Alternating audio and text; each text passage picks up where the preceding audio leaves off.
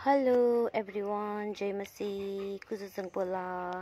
यो चाहिँ मेरो सेकेन्ड डेको भिडियो हो। अनि हिजो चाहिँ हामीले यहाँनिर स्कुल गार्डनको लागि गोरुहरू जोतेर एउटा बारी बनाएर रेडी गरेका थियौँ भने आज चाहिँ हाम्रो आइसिडिएसले चाहिँ यहाँनिर एक काप्लामा चाहिँ सिमी रोप्ने अनि एउटा रोमा चाहिँ डल्ले खोर्सानी रोप्छु भनेर चाहिँ उहाँहरूले सरसल्लाह गरेर चाहिँ उहाँले यो बारीहरू चाहिँ तयार गरिराख्नु भएको छ भने यहाँनिर चाहिँ हाम्रो कृष्ण सरले चाहिँ नानीहरूलाई वाट इज पङ्क्चुअलिटी भनेर पढाइराख्नु भएको थियो। अनि मैले उहाँलाई पनि सानो भिडियो क्लिक गरेँ भनौँ न है। अनि हाम्रो हेडमास्टरले चाहिँ वाइ गुड फ्राइडे छुट्टी किन भनेर उहाँले बोर्डमा लेखिराख्नु भएको थियो भने मेरो चाहिँ के काम थिएन, किनभने मेरो चाहिँ अफ पिरियड।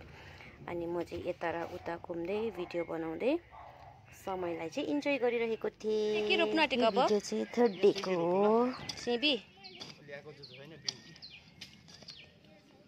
हाम्रो सर, हाम्रो हेडमास्टर चाहिँ फ्लोरिस्ट हुनुहुन्छ, त उहाँलाई चाहिँ एग्रिकल्चरको धेरै नलेज छ नि।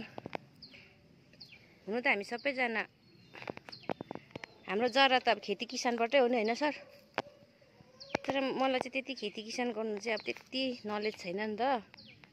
तर अब हाम्रो सर चाहिँ फ्लोरिस्ट भएको कारणले गर्दा उहाँले एकदम यो कुन चाहिँ मल सर, यो कार्टुनको लिफ मल, यो चाहिँ हामीले स्कुलको नानीहरूले हामीले चाहिँ यो बनाएको थियो। अन्त यति दामी भएको रहेछ। अब यो चाहिँ गाईको मल भन्दा पनि दामी अरे नि त। यो त इजिलियालाई पनि दामी हुन्थ्यो। हामीले हिजो त गदेउलाले बनाएको मल पनि हाल्यो त। पोजहरू पत्ताहरू जल्लाको। सर यो कालो कालो डडाको लगायो भने के फाइदा हुन्छ लु भन्नु?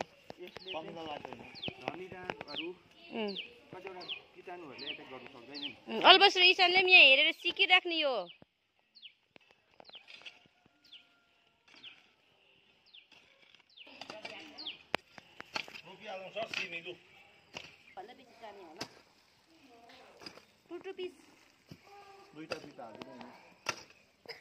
यतिको डिस्टेन्समा एक-एकवटा यतिकोमा हो, यतिकोमा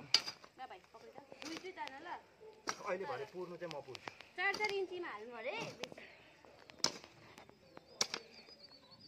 यतिमा हैन। कतिलो खर्नु है यतिमाहरू ल। मैले आशिष बोलेको छु।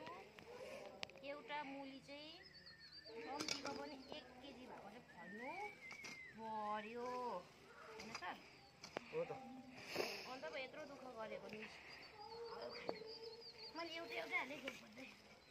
हामी चाहिँ मजाले उम्रिन्छ अरे नि, बुझ्दैछ?